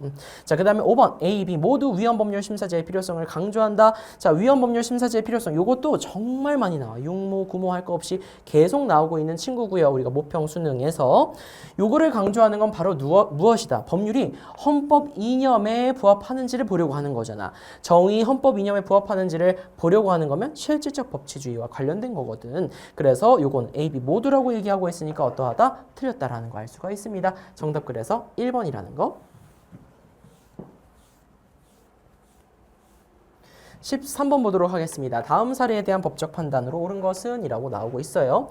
A와 B 사이에서 태어난 갑은 이렇게 나오고 있습니다. 요거 같은 경우에 선생님이 여기에 판서해 드리려고 이렇게 여백을 조금 챙겨와 봤습니다. 여러분들이 요거 같은 경우에 혼인, 이혼, 그 다음에 친자 관계, 그 다음에 상속, 유언과 상속 이런 부분이 출제가 될 수 있는데 특히 여러분들이 잘 알아둬야 될 부분 바로 무엇이다? 친자 관계와 관련되어 있는 이런 부분들이 정말 너무나도 중요하다는 걸 잘 알고 계셔야 되겠습니다. 자, 요것도 선생님이 호언장담에서 여러 번 막 강조해 드리고 나중에 할 것인데 그런 것들 여러분들이 잘 보시면 돼. 자, 그럼 요거 한번 제시문 보도록 하겠습니다. A와 달리 A와 B 사이에서 태어난 갑은이라고 나오고 있어요. A와 B 사이에서 태어난 갑은요. 자, 을과 혼인을 했으나 라고 나오고 있습니다. 지금 보니까 요 밑에 뭐라고 나와 있냐면요. 우리가 조그만한 글씨로 뭐라고 나와 있냐면 지금 여기서 말하는 건 다 법률혼이다 라고 하는 걸 우리가 알 수가 있는 부분인 거예요. 자, 그럼 그랬을 때 혼인을 하였으나 1년 뒤 자녀가 없는 상태에서 라고 얘기가 나옵니다. 여러분들이 중요하게 여겼으면 하는 건 바로 뭐야? 이 19살이라고 하는 나이인 거예요. 이 나이 요건을 좀 잘 봐두시기 바랍니다. 혼인을 했으나 1년 뒤 자녀가 없는 상태에서 이혼을 했다라고 얘기가 나오고 있습니다. 자, 그럼 여기에다가 을 이렇게 한번 표현을 해보도록 할게요. 혼인을 했으나 자, 이혼을 했다. 이후 갑은 배우자가 사망해서 사망했고요. 필요한 정보만 써보도록 하겠습니다. 홀로 자녀 C를 키우고 있는 병과 교제 중이다 라고 얘기가 나오고 있습니다. 병과 교제 중이다. 교제 정도로만 나와 있으니까 그냥 이렇게 점선 정도로 표현을 해보도록 할게요. 그리고 C 자녀가 이렇게 있습니다. 한편 이웃에 사는 부부 D와 E는 혼인 후 자녀가 없어 갑을 물려주고자 갑을 양자로 입양하고 싶다는 의사를 갑에게 전달했다라고 나오고 있습니다. 그러면 여기 같은 경우에 D, E 이렇게만 한번 표현을 해보도록 하겠습니다. 자, 그리고 갑은 두 가지 선택 사이에서 고민 중이래. 병과 재혼을 해서 고향을 떠난다라고 나오고 있습니다. 재혼에 대한 얘기가 나오고 있는 거예요. 그럼 병과 재혼을 해. 자, 그럼 이런 상태에서는 우리가 무엇을 알 수가 있는 거냐면 재혼을 해. 근데 예를 들어서 지금 여기서 중요한 포인트는 또 뭐냐면 갑이 사망했을 경우인 거예요. 그럼 예를 들어서 갑이 사망했다고 쳐. 그럼 여기에서 지금 재혼을 하게 되면 누가 상속을 받게 되니? 라고 하는 거예요. 그럼 누가 상속을 받게 될까? A와 B 그리고 병이 받게 되겠다라고 하는 걸 알 수가 있죠. C는 받을 수가 없어요. 요건 선생님이 어떻게 알면 된다? 그건 선생님이 3번 선지 가서 말씀드려보도록 하겠습니다. 자, 그 다음에 D, E에게 양자로 입양돼서 고향에 남음이라고 나오고 있습니다. 양자로 입양이 돼서 고향에 남을 거야. 자, 그럴 경우에는 우리가 무엇이라는 걸 알 수가 있는 거냐면 양자로 입양이 되니까 이건 친양자 입양이 아닌 거야. 그러면 예를 들어서 이제 갑이 사망을 했을 때 A, B 그리고 D, E한테 이렇게 돈을 나눠주고 상속을 이렇게 해주고 사망을 하게 된다거나 이런 상태라는 걸 알 수가 있다라는 것이죠. 좋습니다. 1번 한번 보도록 할게요. 가의 경우 갑은 A, B와 친족관계가 종료된다라고 나오고 있습니다. 갑 같은 경우에 가의 경우에요. 재혼을 했을 경우인 거야. A, B와 친족관계가 종료되냐? 친족관계가 종료됩니까? 재혼을 한다고 해서? 자, 그러면 안 되지. 우리가 친족관계라고 하는 것은요, 계속 쭉 이어지는 거예요. 쭉 이어지는 것이고, 그러니까 나중에 누가 돌아가시거나 하면은 우리가 상속을 받고 하는 거 아니겠어? 그치. 그래서 종료된다라고 하는 거 아니다. 이렇게 친족관계가 종료되려면 어떤 거? 친양자 입양으로 간다거나 이랬을 경우인 거지. 2번. 가의 경우 갑은요, 을과 혼인을 한 때와 달리 A, B의 동의가 필요로 하지 않다라고 나오고 있습니다. 재혼할 때는 동의가 필요하지 않다라고 하는데 중요한 건 이거지. 갑은 을과 혼인한 때와 달리라고 지금 얘기가 나오고 있습니다. 을과 혼인한 때, 이때도 어때요? 얘 지금 미성년자니? 아니죠. 그러면 그냥 혼인하면 되는 거야. 자, 그런데 동의라고 하는 것이 필요한 요건이냐라고 얘기를 하게 되면 19살이기 때문에 요거 같은 경우에 어때요? 틀린 선지가 된다는 거 알 수가 있는 겁니다. 3번. 가의 경우 갑이 사망하면 이라고 나오고 있습니다. 갑이 사망을 해. 그러면 C와 달리 A, B는 갑의 상속인이 된다라고 나오고 있습니다. C는 안 되지만 A, B는 갑의 상속인이 된다라고 하는 거 요거는 어때요? 맞는 선지가 된다라는 걸 알 수가 있다라는 것이죠. 이건 어떻게 해서 맞는 것인데 요거 당연히 이렇게 가족관계 되는 거 아니에요? 이렇게 생각할 수가 있어. 그런데 얘를 양자로 입양했다거나 이런 식의 어떤 법적 절차가 안 보이죠. 그럼 여러분들 나름대로 추론하면 안 돼. 결혼하면 이렇게 재혼을 하게 되면 얘 그냥 자식 되는 거 아니에요? 아니야. 요거는 그냥 여러분들이 이런 생각을 해보면 돼. 자, 이혼을 하고 그 다음에 뭐 이게 새아빠가 들어오고 그랬을 때 우리가 바로 아빠 이런 말이 나오기가 쉽지 않을 수가 있죠. 그런 걸 여러분들이 좀 떠올려 주시면 좋을 것 같아. 알겠죠? 가족관계 증명서를 뗐을 때 어떻게 될까? 이걸 한번 생각해 보시면 쉽습니다. 알겠죠? 자, 그 다음에 나의 경우 갑에 대한 친권은 D, E가 공동으로 행사한다라고 나오고 있습니다. 이거 맞을 것 같은데 이렇게 생각하면 안 되는 거야. 왜? 친권이라고 하는 건 누가 가지는 것인데 미성년 자녀에 대해서 부모가 미성년 자녀에 대해서 가지는 신분 재산상의 여러 권리와 의무를 얘기하는 거예요. 자, 그럼 미성년 자녀에 대해서 가지는 것이니 지금 요거 같은 경우에는 우리가 어떻다라고 하는 거 알 수가 있어요? 그치? 얘 같은 경우에는 지금 19살 이후인 거잖아. 그러니까 어때요? 요거 틀린 문구가 된다. 이런 거 정말 잘 봐두셔야 돼요. 5번 나의 경우 갑의 성과 본은요 D 또는 E의 성과 본으로 바뀌게 된다. 자, 이렇게 바뀌게 되는 경우는요 친양자 입양을 하게 될 때 우리가 이러하다라고 얘기할 수 있겠죠. 그렇기 때문에 이것도 어때요? 틀린 선지가 된다라는 거 정답 그래서 3번 이렇게 골라내시면 되겠습니다. 요거는 선생님이 호언 장담을 통해서 정말 세세하게 법률도 다 봐드리면서 해드릴 거니까 정말 걱정하지 마세요. 좋아요.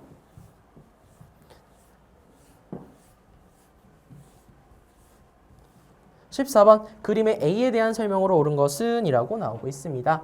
다음 법률 조항에는요. 근대민법의 기본 원칙 A에 대한 자 여러분들 잘 보셔야 돼. 수정 보완 내용이 반영되어 있습니다. 라고 나와 있는 거야. 자 그러니까 여러분들 여기는요. 무엇이 나와 있는지 잘 보셔야 되겠지. 요거 여러분들이 공공복리의 원칙 이렇게 생각하면 틀리는 거야. 보면 여기에 뭐 공공복리에 적합하게 관리되어야 되며 이런 말이 나오니까 이건 지금 뭐예요? 아 이거는 소유권 공공복리의 원칙을 얘기하고 있는 거구나 라고 하는 걸 알 수가 있는 거예요. 자, 요거에 대한 수정 보완 내용이 반영된 거란 말이야. 이건 반영이 된 거예요. 자, 그러면 여기서 말하는 근대민법의 기본 원칙, 근대라고 여기 지금 떡하니 나와 있죠. 그럼 이거 무엇이다 라고 하는 걸 알 수가 있는 거지. 그렇지, 소유권 절대의 원칙이다. 라고 하는 걸 알 수가 있는 거예요. 되셨죠? 자, 그래서 요거 소유권 절대의 원칙에 대한 수정 보완의 원칙이 소유권 공공복리인 거니까 A는 무엇이 돼? 그렇지. 소유권 절대 원칙이 된다. 요거 아니라는 거 틀리시면 안 돼. 자, 개인 소유 재산에 대한 사적 지배를 강조한다. 이게 바로 뭐예요? 소유권 절대 원칙에 대한 설명인 것이죠. 2번 개인 소유권이 법률로 제한될 수 있는 권리라고 본다. 이게 소유권 공공복리 원칙. 2번 고르면 안 돼. 자, 3번 개인이 자율적으로 법률 관계를 형성할 수 있다는 원칙이다. 계약 자유의 원칙. 현저하게 불공정한 계약은 효력이 인정되지 않는다. 계약 공정의 원칙. 자기 행동에 고의나 과실이 있을 때에 책임을 진다. 이게 바로 뭐예요? 과실 책임의 원칙, 자기 책임의 원칙을 얘기하는 것이지. 자, 그래서 정답은 어떻게 된다? 1번이 된다는 거. 요 근대민법의 기본 원리 같은 경우에도 매번 출제되는 요소니까 여러분들 쉽게 여러분들 꼭 맞춰내시면 좋겠습니다. 이렇게 헷갈려서 틀리거나 하면 안 돼.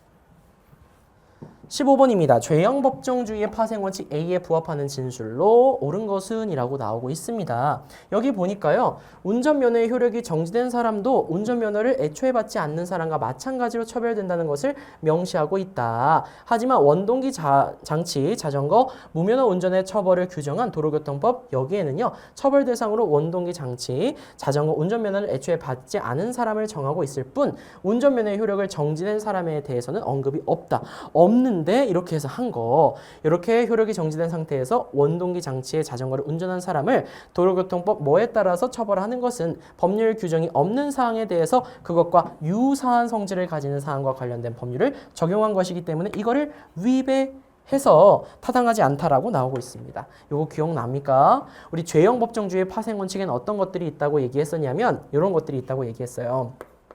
관광 명소, 아주 중요한 거 다 얘기해주네. 유적지. 선생님이랑 이렇게 공부하시면 이렇게 계속 이렇게 좀 외워야 될 것들 이렇게 앞글자 딱 따가지고 재미있게 좀 공부하게 해드리려고 하고 있습니다. 죄형법정주의 파생 원칙에는 관습형법 금지의 원칙, 요거는 그냥 우리가 내용 넣기 위해서 한 것이고, 명확성의 원칙, 소급표 금지의 원칙, 유추해석 금지의 원칙, 적정성의 원칙이 있어요. 뭐가 있는지를 알아야 바로 보일 거 아니야. 유추해석 금지의 원칙에 위배됐다라고 보시면 되는 거겠죠. 요거는 쉬운 문제고요. 요거와 관련해서 조금 더 여러 가지로 생각해 볼 만한 문제로 수능에서 요즘 나오고 있습니다. 요게 옛날에는 육모 정도에서만 나오다가 이제 수능에서도 이런 친구들이 조금 더 디테일하게 뭐 소급표 금지의 원칙 이런 것들 포인트적인 거 잘 알고 있는가 해가지고 출제가 되고 있으니까 이런 것들도 선생님이랑 호시탐탐 개념이라든지 그 다음에 기출 강의를 통해서 계속해서 선생님이랑 좀 연습해 나가시면 좋을 것 같아요. 요건 좀 우리가 포인트적으로 잘 봐둬야 될 문제들인 거야. 범죄는 관습법을 적용해서 처벌해서는 안 된다. 그쵸. 얘 같은 경우에는 관습 형법 금지의 원칙이라고 하는 거 알 수가 있을 것이고요. 처벌은요. 행위 당시의 법률에 의해서 해야 된다. 소급표 금지의 원칙. 범죄 행위의 경중에 비해 부과되는 형벌이 과도해서는 안 된다. 적정해야 된다. 범죄 행위와 그에 대한 형벌을 규정한 법률이 명확해야 된다. 명확성의 원칙. 법률 조항을 유추 해석해서 당사자에게 불리하게 적용해서는 안 된다. 이게 바로 뭐예요? 유추 해석 금지의 원칙이라는 거. 정답 그래서 5번 봐두시면 되겠습니다. 16번 보도록 할게요. 다음 자료에 대한 설명으로 옳은 것은 자, 요거 같은 경우에는 우리가 요것도 선생님이 호연지기에서 아주 좋아하는 선생님의 스타일 중에 하나입니다. 자, 우리나라 헌법의 기본 원리 이렇게 쉬운 문제를 요거 보통 앞장에서 처음 쉽게 나오는 문제가 이렇게 가지고 생각해 보게끔 나오고 있습니다. 뭔지 한번 보도록 할게요. 기본 원리 A를 실현할 수 있는 방안에 대해서 얘기를 해보지. 그리고 이럴 때는 교사를 보고 교사를 또 보셔야 돼요. 3명은 옳게 얘기했고 1명은 헌법의 기본 원리 B의 실현 방안을 발표했대. A가 아니고 B라고 얘기가 나오고 있는 거야. 자, 사회보장제도를 실시하고 있습니다. 그럼 이건 뭐예요? 우리가 헌법의 기본 원리 중에서 복지국가의 원리와 관련되어 있다라고 하는 거 알 수가 있는 거죠. 형사 절차에서 진술 거부권을 보장하고 있습니다. 이건 뭐랑 관련되어 있다라는 거 알 수가 있어요? 자유민주주의와 관련되어 있다라고 하는 거. 자, 자유라고 하는 부분, 자유주의와 관련되어 있는 부분이라고 얘기할 수 있겠지. 여성 및 연소자의 근로를 특별히 보호하고 있습니다. 이거는 무엇이다라는 거 알 수가 있어요. 복지국가의 원리. 자, 그리고 어떤 거 하나가 나와줘야 되겠고 이런 모습인 거지. 자, 그러면 지금 복지국가가 2개 나왔으니까 하나 더 복지국가가 나와줬을 때 복지국가가 무엇이 되고 A가 될 것이고 그 다음에 B 같은 경우에는 무엇이 된다? 자유민주주의가 된다 라고 하는 걸 우리가 알 수가 있는 것이죠. 1번 보겠습니다. A는 국가 권력 행사의 최소화를 강조한다. 요건 우리가 누구에 대한 설명인 거예요? 그렇지. 자유주의와 관련되어 있는 그런 부분이 될 것이란 말이야. 복지국가 같은 경우에는요. 국가 권력 행사의 최소화를 강조해요. 막 적극적으로 이렇게 도와주고 이런 부분인 거죠. 2번 B는 소득 불평등 완화를 위한 정부의 개입의 근거가 된다라고 나오고 있습니다. 정부 개입의 근거가 되는 거 이건 복지국가의 원리와 관련된 것이죠. B와 달리 A는 근대 입헌주의 헌법에서부터 중시되었다. 너무 중요하지. 이런 거 계속 나오잖아. 우리가 A 같은 경우에는 무엇이다? 현대 복지국가 헌법이라고 하는 거. 4번 가에는 사생활의 비밀과 자유가 나오고 있습니다. 사생활의 비밀과 자유라고 하는 것은 우리가 뭐랑 관련되어 있는 거야? 자유민주주의와 관련되어 있는 부분이다 라고 얘기할 수 있겠죠. 자, 그럼 여기에는 복지국가의 원리가 들어가야 되니까 들어갈 수 없는 게 될 것이고 5번 가에는 노동조합을 결성할 권리. 자, 이건 뭐랑 관련되어 있어요? 복지국가의 원리와 관련되어 있죠. 정답 그래서 어떻게 된다? 5번이 된다라는 거 파악할 수 있다라고 하는 것이죠. 좋습니다. 자, 그래서 16번의 답 5번이 되고요. 17번 볼게요. 다음 사례에 대한 옳은 법적 판단만을 보기에서 있는 대로 고른 것은 이라고 나오고 있습니다. 이렇게 해가지고 여러분들 청소년의 근로보호와 관련되어 있는 부분도 잘 기억해 두셔야 되는 부분입니다. 특히 여기 같은 경우에는 연소근로자에 대한 내용을 잘 알고 계셔야 되는데 연소근로자 같은 경우에는 15세 이상 그리고 18세 미만인 친구가 연소근로자가 된다라고 하는 거 여러분들이 이 정보를 잘 알고 있어야 되겠고 15세 미만인 친구 같은 경우에는 취직 인허증이라고 하는 게 있어야 된다. 고용노동부 장관이 발급한 그게 있어야 일할 수 있다라고 하는 점을 기억해 두시면 되는 부분이죠. 요것도 기억해 두시는데 또 같이 기억해 두셔야 되는 게 부당해고 부당노동행 이 부분도 잘 기억을 해 두셔야 됩니다. 보도록 할게요. 갑은 을과 시간당 임금을 10,000원으로 병과 시간당 임금을 1,500원으로 하는 근로계약을 각각 체결했다. 을병 모두 매주 5일간 근무하고요. 근로시간은 9시부터 17시고요. 휴게시간은 이렇게 된다라고 얘기가 나오고 있습니다. 10, 11, 12, 13, 14, 15, 16, 17 그러면 8시간 동안 회사에 몸담고 있고요. 휴게시간 1시간 빠지니까 실질적으로 있는 것은 7시간 일하는 것이니까 뭐 그렇게 큰 지장이 있을 만한 부분은 없습니다. 연소근로자가 일할 때 있어서 그런데 여러분들이 포인트로 두셔야 될 건 바로 무엇이다? 병 같은 경우에는 연소근로자가 아니다라고 하는 점을 알고 계셔야 돼요. 연소근로자가 아니니까 연소근로자 아닌 그러한 미성년자인 거니까 그냥 성인 근로자처럼 해주면 되는 거야. 연소근로자로서 보호해줘야 될 그런 부분들을 안 해줘도 된다는 거야. 됐죠? 자, 기억 보겠습니다. 을은 갑에게 법정 최저임금을 요구할 수 없다라고 얘기가 나오고 있습니다. 지금 보게 되면 시급 10,000원이래. 이거 엉망이죠. 그럼 이럴 때는 어떻게 하면 돼요? 그렇지. 요 부분에 대해서 어떻게 그 부분을 무효로 하고 요 내용, 요 잘못된 내용 같은 경우에는 어떻게 그죠? 법정 최저임금 따르게 하면 되는 거거든. 요구할 수 있습니다. 갑은 병과 합의해서요. 병의 근로시간을 1일 2시간 한도 내에서 연장할 수 있다라고 나오고 있습니다. 병 같은 경우에는 어때요? 연소근로자가 아니란 말이야. 연소근로자는요. 하루에 1시간까지, 한 주에 5시간까지만 연장을 할 수가 있어. 근데 얘는 연소근로자가 아니니까 이렇게 하려면 한다라는 거지. 이거 헷갈리시면 안 돼. 이거 잘 봐두시고요. 선생님이 여러 번 강조해 드렸어. 디귿, 을과 달리 병은 고용노동부 장관이 발급한 취직인허증이 없어도 근로할 수 있다라고 나오고 있습니다. 지금 보니까 을 같은 경우에는 어때요? 연소 근로자죠. 연소 근로자인데 얘는 취직인허증이 있어야 되는 친구인 거지. 자, 그런데 병 같은 경우에는 어때요? 취직인허증 없어도 되죠. 그래서 없어도 근로할 수 있다. 맞는 말이 되는 것이고, 갑은 을, 병의 친권자 또는 후견인의 동의서를 사업장에 갖춰둬야 된다. 병 같은 경우에는 어때요? 안 갖춰둬도 되는 거죠. 왜냐하면 연소 근로자가 아니니까.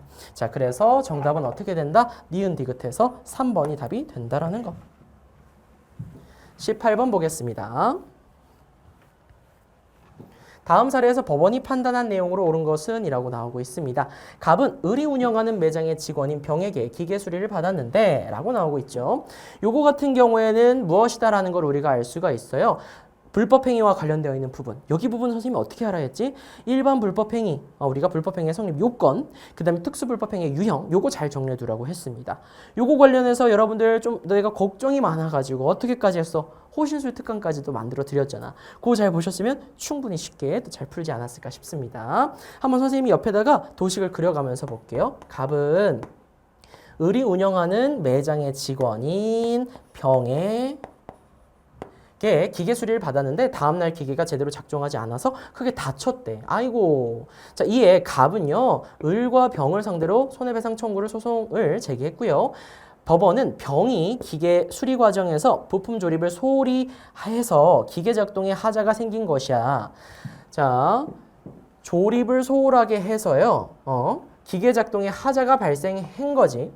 소홀히 했기 때문에 지금 이렇게 다친 거야. 이런 원인 때문에 다친 거야. 이런 결과를 보여. 인과관계가 이렇게 있기 때문에 병에게 배상 책임이 있고요. 그럼 이건 지금 뭐라고 하는 걸 우리가 알 수 있는 거냐면 일반 불법행위 책임을 진다라고 하는 걸 알 수가 있는 거죠.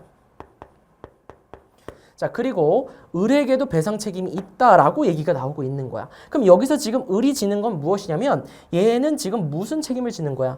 그렇죠? 알바생이 잘못을 해서 그런데 여기에 있어서 그 선임 및 그 사무감독에 상당한 주의를 다했다라고 하는 그런 부분들에 대해서 입증을 하기가 어렵지. 그래서 무엇인 거예요? 면책이 안 되는 그런 부분으로서 사용자 배상 책임이라고 하는 무엇? 특수불법행위 책임을 지게 되는구나 라고 하는 걸 생각해 두시면 되는 겁니다.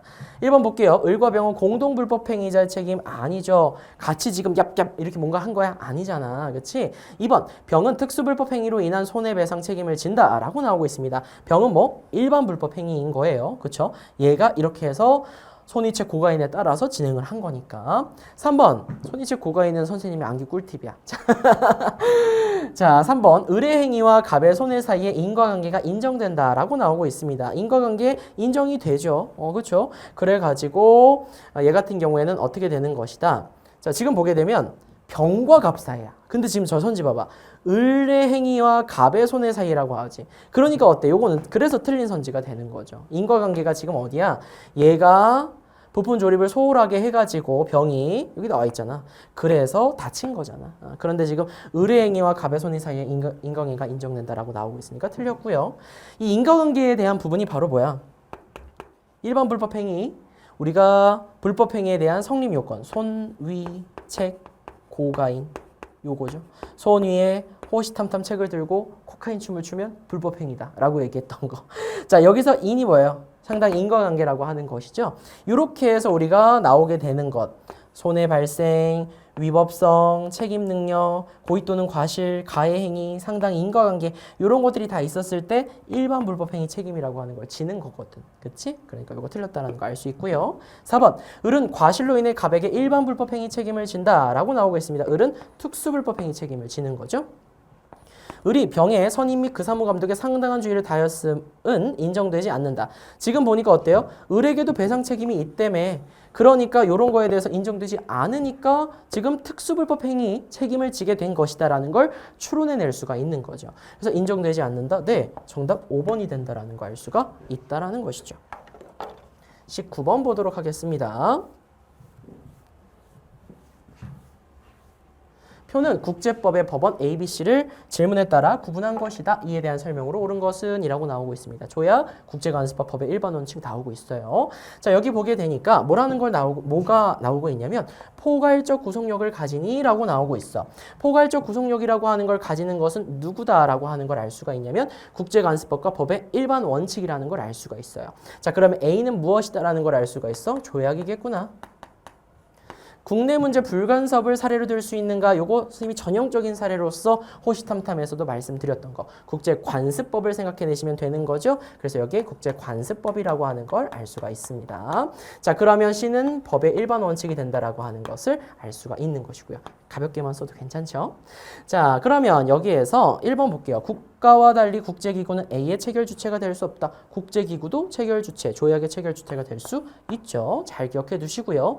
이런 것들 여러분들 많이 헷갈려 하니까 이런 것들 잘 기억해 두시기 바랍니다. 2번, B의 사례로 신의 성실의 원칙을 들 수 있다. 이런 것들 같은 경우에는 우리가 법의 일반 원칙이다라고 말씀을 드렸습니다. 그렇기 때문에 이거 틀렸다라는 거. 국제사법재판소에서 재판의 중거로 활용되는가? 이건 지금 무엇에 대한 설명? 얘네들 셋 다에 대한 설명. 그러면 얘가 들어가 줘야 되겠죠. 맞는 말이 돼서 정답 3번이 되고요. 국제사회에서 명시적 합의 과정을 거쳐야 성립되는가? 명시적 합의 과정이 있어야 된다. 조약에 대한 설명인 것이죠. 기억부터 디귿까지 모두 다 아니오다. 틀린 말이라는 거.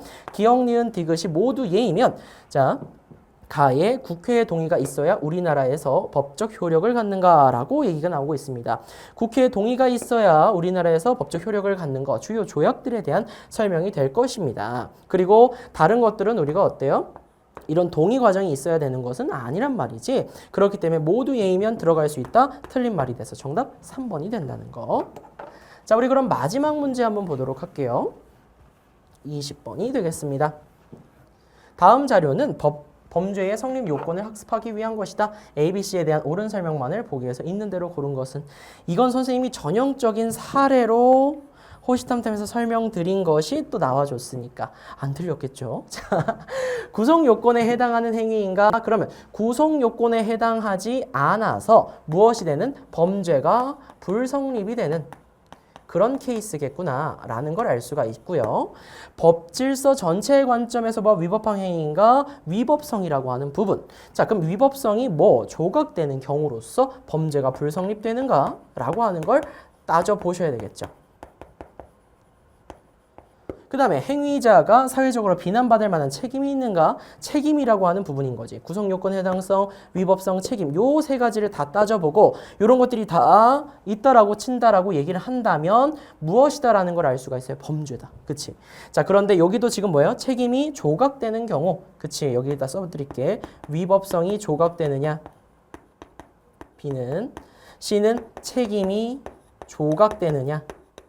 이렇게 따져보면 되는 거지. 이렇게 해가지고 범죄가 불성립하는 거니 요걸 따져보면 된다는 거야.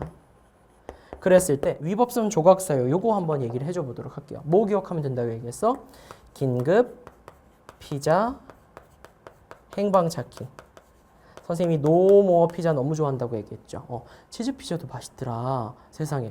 아니 원래는 선생님이 그거만 먹었어요. 옥수수 새우 피자. 진짜 먹어봐.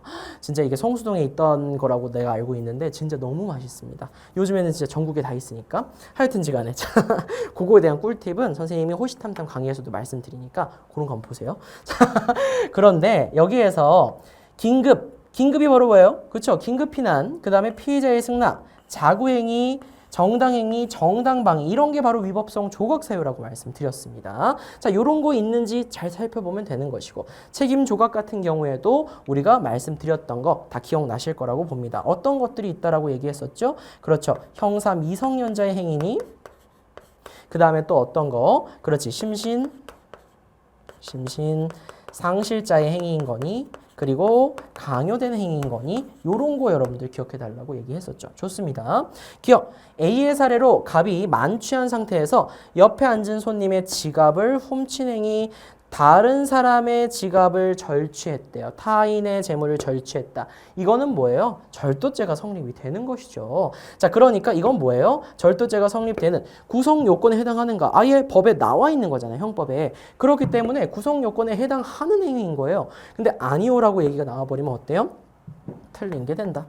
니은 B의 사례로 을이 흉기로 자신을 위협하는 강도로부터 도망치기 위해서 긴급 피난인 거죠. 그래서 근처 상점의 창문을 깨고 안으로 들어간 거. 이게 바로 긴급 피난이 된다라고 보시면 되겠습니다. 그래서 요거 같은 경우에 어때요? 틀렸단다. B의 사례잖아. 위법성 조각 사유잖아. 그러니까 요거 맞다라는 거 알 수가 있는 것이죠. 디귿 C의 사례로 병이 저항할 수 없는 협박을 받아서 그치? 회사의 기밀을 유출했다. 강요된 행위인 거잖아. 그렇기 때문에 요거 옳은 선지가 돼서 정답은 어떻게 된다? 그래서 니은 디귿이니까 4번이 된다라고 하는 거 알 수가 있겠습니다. 되셨죠? 지금까지 이렇게 쭉 문제 한번 살펴봤는데요. 1번부터 20번까지 중에 내가 헷갈리는 선지가 있었다. 그래서 이런 것들, 그런 것들이 있거나 틀리거나 했던 것들이 있다면 요목조목 잘 분석하셔가지고 따로 여러분들 개념 노트 만들어 두시라고 얘기했습니다. 거기 사이사이에 내가 몰랐던 개념들 써두시면 좋겠고요. 이렇게 정리했는데도 불구하고 잘 이해가 안 돼. 모르겠어.